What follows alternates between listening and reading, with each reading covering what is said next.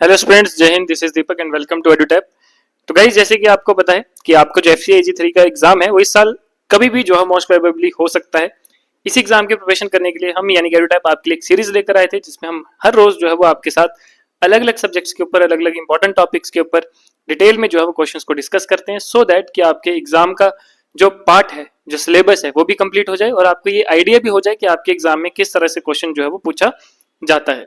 तो गाइस, चलते हैं आज की सीरीज में। जो आज का हमारा टॉपिक है, जैसे लास्ट वीडियो में आपने देखा था, हमने राइज ऑफ रीजनल पावर्स का फर्स्ट पार्ट किया था। आज की इस वीडियो में हम राइज ऑफ रीजनल पावर्स का सेकंड पार्ट जो है वो कंप्लीट करेंगे।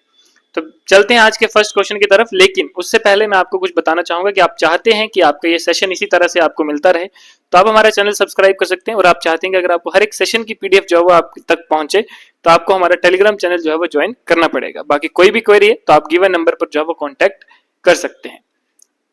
जो आज इस वीडियो पे नए स्टूडेंट्स हैं, जो नए व्यूअर्स हैं, उनको मैं बता देना चाहता हूं कि ये आपके एफसीए AG3 से रिगार्डिंग एक फ्री यूट्यूब सीरीज है जिसका शेड्यूल है कि मंडे से फ्राइडे हर रोज दोपहर 2 बजे आपको अलग अलग सब्जेक्ट्स के रिगार्डिंग अलग अलग टीचर्स के द्वारा जो है वो अलग अलग इंपॉर्टेंट टॉपिक्स के ऊपर वीडियो जो है वो आपको मिलती है, जिसमें हम हर रोज आपके साथ 10 इंपॉर्टेंट क्वेश्चंस को जो है वो डिटेल में डिस्कस करते हैं, जो कि आपके एग्जाम के लिए बहुत ही ज्यादा इंपॉर्टेंट रहता है।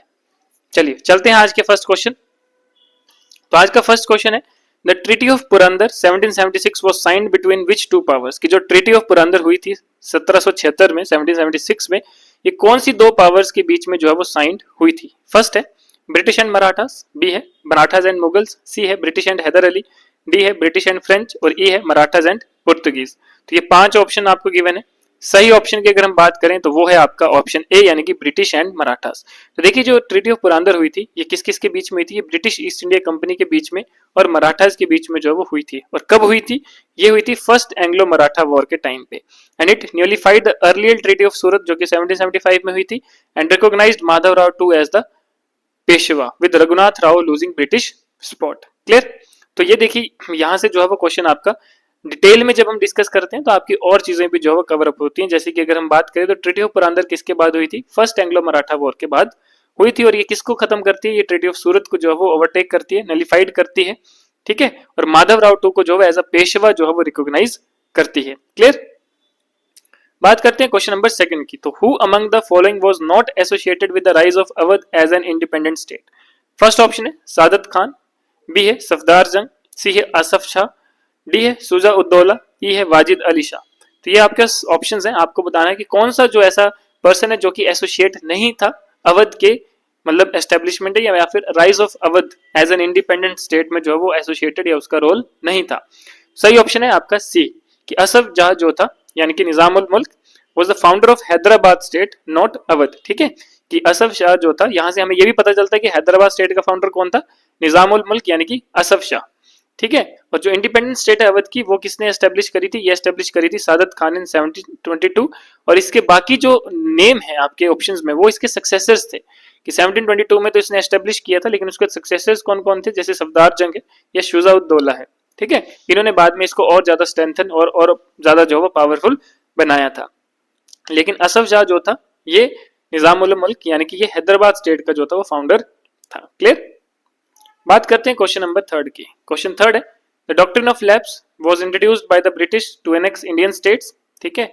Which who among the following regional states were the first to be annexed under this doctrine. कि देखो, डॉक्ट्रिन ऑफ लैप्स जो कि आपको पता लॉर्ड डलहौजी की चलाई हुई चीज थी। ठीक है? एक प्रथा थी जिसमें कि जो भी राजा, मतलब जो भी ऐसा किंगडम है जहां पे कोई भी मेल सक्सेसर नहीं है, या फिर राजा की जो है वो मौत हो जाती है और उसके बाद कोई भी उसका मतलब देखभाल करने के लिए मेल सक्सेसर नहीं है, तो ब्रिटिशर्स जो थे वो उसको अपने कंट्रोल में ले लेते थे। क्लियर? तो अब देखो,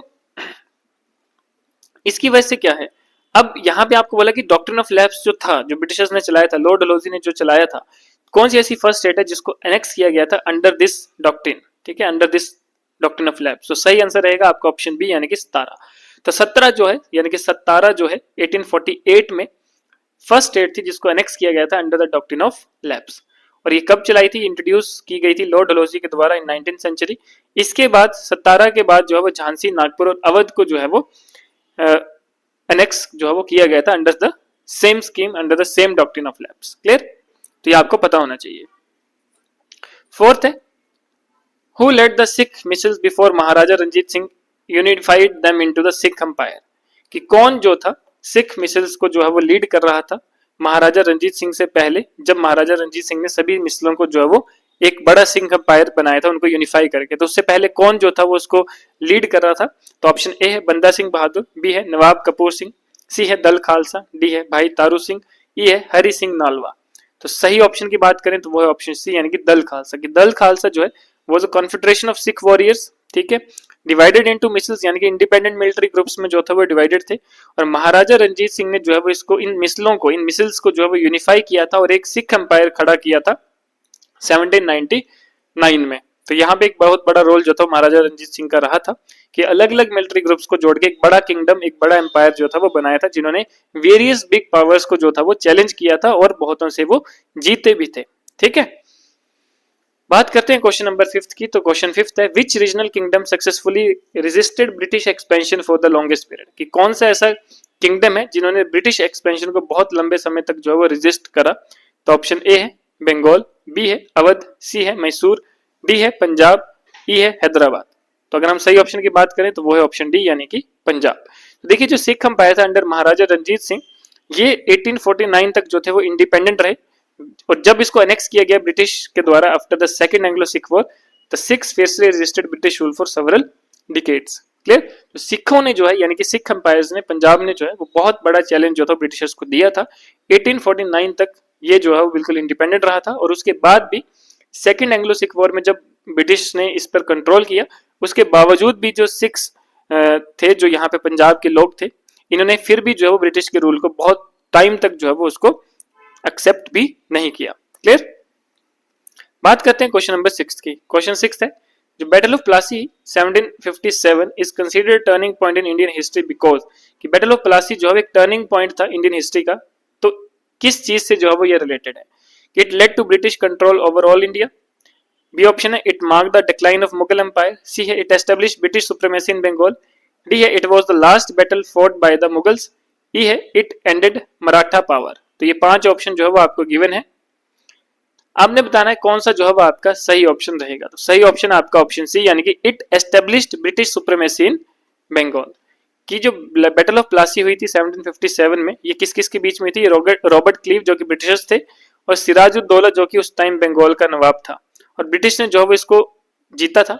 Britishers won due to the betrayal of Mir Jafar, ठीक है, and making Bengal the first major province under British control. Clear. और यही इसकी वजह से क्या है कि ब्रिटिश पॉलिटिकल रूल जो था वो इंडिया में स्टार्ट हो चुका था। तो ये एक बहुत ही बढ़िया एक मतलब इंफॉर्मेशन है जो कि आपके एग्जाम के लिए बहुत ही ज्यादा इंपॉर्टेंट है और एक बहुत इंपॉर्टेंट टॉपिक है बैटल ऑफ प्लासी का, जिसको आप जरूर जो है वो पढ़कर जाएं, अच्छे से पढ़ के जाए, क्योंकि यहाँ से क्वेश्चन आना डेफिनेटली जो है वो बहुत हाई चांस है, हाई प्रोबेबिलिटी है कि यहाँ से आपका क्वेश्चन आएगा। बात करते हैं क्वेश्चन 7 की। तो which battle marked the final defeat of Tipu Sultan by the British. कि कौन सी जो है वो बैटल मार्क करती है जिसमें आपने ये कहा गया है कि टिप्पू सुल्तान को जो है फाइनली हरा दिया गया था ब्रिटिशर्स के द्वारा। तो ए है बैटल ऑफ पोलिवलूर, बी है बैटल ऑफ सेरिंगपट्टम, सी है बैटल ऑफ वोंडीवोश, डी है बैटल ऑफ असाई और ई है बैटल ऑफ बक्सर। तो सही ऑप्शन की बात करें तो वो है ऑप्शन नंबर बी यानी कि बैटल ऑफ सेरिंगपट्टम। तो जो 4th एंग्लो मैसूर वॉर हुई थी, ये किसके साथ खत्म हुई थी? ये खत्म हुई थी बैटल ऑफ सेरिंगपट्टम के साथ, जहां पे टिप्पू सुल्तान को जो था वो मारा गया था while defending his capital against the British forces, जिसको लीड कर रहे थे Lord Wellesley. And this mark the end of Mysore resistance to British rule. और इसी के साथ जो मैसूर का रेजिस्टेंस था ब्रिटिशर्स के अगेंस्ट वो भी खत्म हो गया था और जो ये एरिया था मैसूर वाला वो टोटली ब्रिटिशर्स के कंट्रोल में आ गया था after the death of Tipu Sultan in the battle of Seringapatam. Clear. बात करते हैं क्वेश्चन नंबर 8 की। तो क्वेश्चन 8 है which British governor general played a key role in defeating the Marathas in the Anglo Maratha wars. तो देखिए अगर हम बात करें तो कौन सा ऐसा ब्रिटिश गवर्नर जनरल था जिसने बहुत बड़ा रोल प्ले किया था in defeating the Marathas in the Maratha Anglo Maratha wars. तो ए है वॉरेन हॉस्टिंग, बी है लॉर्ड कॉर्नवालिस, सी है लॉर्ड वेल्सली, डी है लॉर्ड डलहौजी और ई है लॉर्ड कैनिंग। तो ये जो है वो आपके पास 5 ऑप्शन है। सही ऑप्शन की अगर हम बात करें तो वो है ऑप्शन सी यानी कि लॉर्ड वेल्सली। तो लॉर्ड वेल्सली जो है इन्होंने बहुत बड़ा रोल प्ले किया था डिफीटिंग द मराठास। क्लियर। तो सेकंड एंग्लो मराठा वॉर में जो है वो काफी एग्रेसिव रहे ये, ठीक है, और मराठास को डिफीट किया and it is his subsidiary alliance strategy reduce Maratha independence. Clear. बात करते हैं क्वेश्चन नंबर 9 की। क्वेश्चन 9 है, which regional ruler built the famous Gol Gumbaz in Bijapur? कौन सा रीजनल रूरल था जिसने गोल गुम्बाज बनाया था बीजापुर में? तो ऑप्शन ए है इब्राहिम आदिल शाह टू, बी है सिकंदर लोदी, सी है मोहम्मद आदिल शाह, डी है अलाउद्दीन बहमन शाह, ई है निजाम शाह। तो सही ऑप्शन की अगर हम बात करें तो वो है ऑप्शन सी यानी कि मोहम्मद आदिल शाह। तो गोल गुम्बाज जो कि बीजापुर यानी कि कर्नाटका में लोकेटेड है, that was built by Mohammed Adil Shah of the Adil Shahi dynasty. और कब बनाए थे ये? 17वीं शताब्दी यानी कि 17th सेंचुरी में।